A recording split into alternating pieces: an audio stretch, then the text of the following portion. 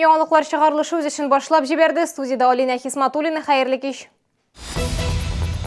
Шолдагы ташландык урыннарның язмышы ни хәлдә? Алар балалар өчен куркыныч түгелме? Шунда объектларның берничәсендә Лейсан Ханова булып кайтты.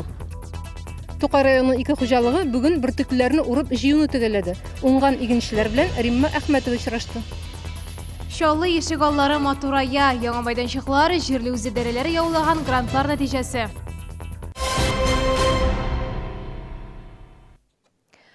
Капка ябык түгел, территорияга һәркем кирип йөри алам. Шәһәрдәшләр шундый зар белән янә безнең редакциянең кайнар элемтә телефонына шалтыратты. Сүз City Mall сәүдә үзәге белән 12:34 йорты арасында урнашкан ташландык урын турында бара. Без бу хакта августта сюжет күрсәткән идек инде. Үзәк район башкарма комитетында капканы ябарга да ышандырдылар. Тик проблема бүгенге көнгәчә хәл ителмәгән. Теманы хәбәрчебез Лейсан Ханова дәвам итә. Без бер айлык сюжет төшергән вакытта да капка нәкъ шулай ачык иде. Бүген дә биргә һәркем үтеп кирип йөри ала, бу бигрәк тә балалар өчен куркыныч. Территория City Mall сәүдә үзәге белән 12:34 йорты арасында урнашкан. Бирдә күп еллар элек янгынчылык депосы төзергә планлаштырган булганнар. Хәтта бинаның нигезе дә бар. Тик эшләр туктатылган һәм хәзер бирдә ташландык урын. Чүп үсә, тирә-якта бетон плитәләр аунап ята. Безнең сюжет чыккан вакыттан бирле берни үзгәрмәгән. Нет, ничего не поменялось. Так же открыто, так же бывает вот так вот просто на цепочку закрыто, но все равно же есть. Щелка достаточно такая во весь рост. Можно проходить. Шәһәрдәшләр әйтүенчә, бетон койма буйлап йөрүче балаларны да бирдә еш күрергә мөмкин. Очень опасно. Детей выпустить нельзя лишний раз. Үзәк районда әйтүләренчә, территория республика карамагында исәпләнә. Аның алдагы язмышы турында сорауларыбызны без Татарстанның җир һәм милек мөнәсәбәтләре министрлыгына юлладык. Әмнә 59-04 адресы буенча урнашкан менә бу объектны хәзер танып та булмый. Әле берничә ай элек кенә ул куркыныч хәлдә иде. Ике катлы бу бина озак еллар ташландык хәлдә булды. Шәһәрдәшләр анда еш кына бала-чага, яшьсмерләр керүдән, хәтта аларның түбәгә менеп учак ягуларыннан зарланды. Хәзер бирдә төзелеш эшләре бара. Фасадны яңартканнар, яңа тәрәзәләр куйганнар. Эшләр төгәлләнгәч, бирдә күп функциялы үзәк ачылачак. Әмнә 61-нче комплекста Алан базары артында урнашкан бу объектны башка язмыш көтә. Аны сүтәчәкләр. Быелның июлендә бирдә фаҗига булды. 15 яшьлек кыз төзелеп бетмәгән бинаның икенче катыннан егылып төшеп имгәндә. Хастаханәдә вафат булды. Прокуратура бинаны сүтү турында карар чыгарды. Әлеге урын бөтен яклап та менә шундый шилтәр койма белән әйләндереп алынган. Иң мөһиме, хәзер бу урынга кирү юлы ябык. Лейсан Ханова, Сергей Вильданов, яңалыклар. Яктылыкны кире кайтаручы жилетлары балалар катнашындагы юл транспорт һәлакәтләрен киметергә тиеш. Шаланың баш автоинспекторы әнә шундый фикердә. Бу елның 8 аенда шәһәр юлларында 68 авариядә 73 бала имгәнгән. Һәлакәтләрнең 50% җәй айларына туры килә. Ради Кадиков билгеләп үткәнчә, имгәнүчеләрнең иң күбесе җәяүлеләр. Аларның киемнәрендә яктылык кайтаручы элементлар булмаган. Бу җайланмалар юлдагы балаларны күрү мөмкинлеген арттыра дип исәплиләр юл хәрәкәте иминлеге дәүләт инспекциясендә. Это станет возможным, если депутаты городского совета выйдут с инициативы о принятии изменений в действующем законодательстве Российской Федерации, касающихся требований обязательного ношения детьми световозвращающих жилетов. Кроме того, администрация образовательных учреждений, воспитатели, педагоги и родители являются примером для детей. Фликеры следует размещать на одежде и каждого взрослого. Әгәр сезнең инде дә булса проблема борчыса яки шатлыклы хәбәр җиткерәсегез килсә, безнең редакциянең кайнар элемтә телефонына шалтыратыгыз. 51-31-31 номеры тәүлек дәвамында эшли. Кыска гудоктан соң хәбәрегезне әйтегез. Безнең корреспондентлар сезнең белән элемтәгә кирип проблемагызны хәл итәргә булышыр. Шалтыраткач исемегезне һәм телефон номерыгызны калдырырга онытмагыз. Тукай районы хезмәтчәннәре бу көнгә 100 мең тоннадан артык икмәк җыеп алганы. Һәр гектардан уртача 31 центнерга якын уңыш чыган. Бу республика күрсәткеченнән югарырак. Районның ике хуҗалыгы бөртеклеләрне урып җыюны инде төгәлләгән. Алдынгы игенчеләрнең эшен хәбәрчебез Римма Әхмәтова күреп кайтты. Авыл хезмәтчәннәре кояшлы көннәрне файдаланып калырга тырыша. Гигант җәмгыятендә бүген язгы бодайның соңгы гектарларын уралар. Бу хуҗалык районда беренчеләрдән булып бөртеклеләрне җыюны төгәлли. Уңышлары яхшы. Гектарыннан 43-45 центнер. Бу республика күрсәткеченнән күпкә югары.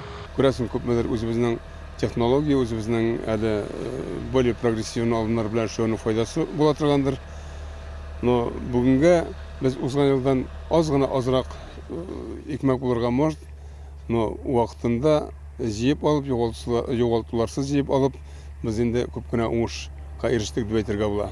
Кешеләрнең эшкә мөнәсәбәте дә ихтирамга лаек. Механизаторлар, шоферлар һәр кайсы 2 кеше өчен эшләде, ди җитәкче. Бер механизатор көнгә 40-60 гектарда игеннәрен теземләргә салган. Һәрбер комбайнер 700 центнердан алып 1000 центнерга кадәр ашлык суктырган. Флорис Мингалиев хуҗалыкта 30 елдан артык эшли. Яшьләрнең остазы. Алтыдан башлыйбыз инде эшкөннәрен. Вакытлы сәбәле яңгырлар ямаса инде. Шуңга карап эшлибез инде, яңгырласа, тәрәтә күтәрә килә. 12-гә эшлибез. Хезмәтенә күрә хөрмәте, атна сайын кырышларына йомгак ясала. Район һәм хуҗалык җитәкчеләре алдынгыларга акчалата бүләк бирә. Урып җыю төгәлләнгәч, бу хуҗалыкның беренче механизаторы әле яңа фатирларга да күчәчәк. Дан 20% эшлисе бар. Если погодалар алабызса, шулай моторна торса, без бу эшне шушы атна ахырына, икенче атна башларына бетергә дип планлаштырабыз. Бөртеклеләр төгәлләнүгә Тукайлар рапс һәм кукуруз җыюга керешәчәк. Бер үк вакытта районда көзге культураларны чәчү бара. Рим Әхмәтов, Ленар Солтанов, Яңалыклар. Татарстанда приставлар алимент буенча 490 миллион сум бурычны түләткәннәр. Августта республикада бу әҗәт 16 миллион сумга кимегән. Балаларга яки эшкә яраклы булмаган ата-аналарга алимент түләмәгән өчен 601 җинаять эше кузгатылган. Түләмәүчеләрдән тотып калу өчен гомуми бурычның миллиард сумнан артуы турындагы документлар республика оешмаларына җибәрелгән. Вазифасын үтәмәүчеләрне җаваплылыкка тарту бурычны түләүдән азат итми. Россиянең табигый байлыклар һәм экология министрлыгы Россия сулыклары фото бәйгесе игълан итте. Фото рәсемнәрне 6 октябрьгә кадәр кабул итәчәкләр. Конкурста һәвәскәрләрдән алып профессиональ фотографларга хәтле теләге булган һәркем катнаша ала. Моның өчен фото конкурс ВАДА РФ сайтында гариза тутырырга һәм фото рәсемнәрне бәйгегә җибәрергә кирәк. Җиңүчеләр 5 номинация буенча билгеләнәчәк. Шәһәр һәм су, Россиянең чиста сулыклары, су хөкемдарлары. Бу кызык, минем стихиям.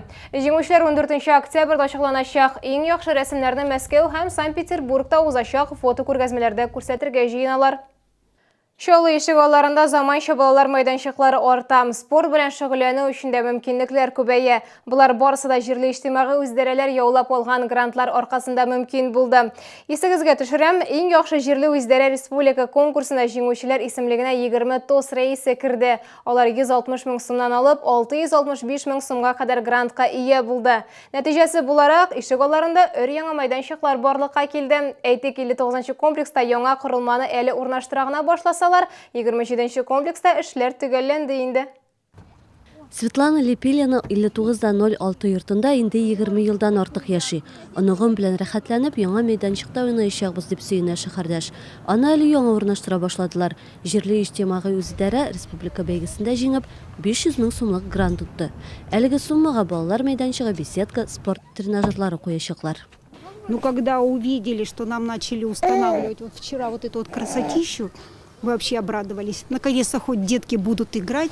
Такая яркая, красивая площадка. Теперь мы будем гулять, играть. Әмнә 27-нче комплекста яңа мәйданчыкларны куеп та бетергәннәр инде. Әлеге микрорайон җирле үзидарәсе конкурста беренче урынны яулады. 665 мең сумлык грантка ия булды. Зур ишек алдан хәзер берничә заманча мәйданчык, спорт тренажерлары бизи. Иртә белән бабай килә. Аннары мин кибеткә барганда, кибеттән кайтканда, гел монда кирип чыгам хәзер. Тезләр эшләмир, монда килгәч менә уңайланды прям. Татарстанның иң яхшы җирле иҗтимагый идарәсе конкурсы ел сайын үткәрелә. Анда һәркем катнаша ала. Бары тик еллык эшеңне күрсәтү генә кирәк. Лесенханова, Сергей Вильданов, Яңалыклар. Бу сезгә ишкәсе соңгы мәгълүматыбыз иде. Мин Алина Хисматуллина сезнең белән сау булашам. Исән-имин булыгыз.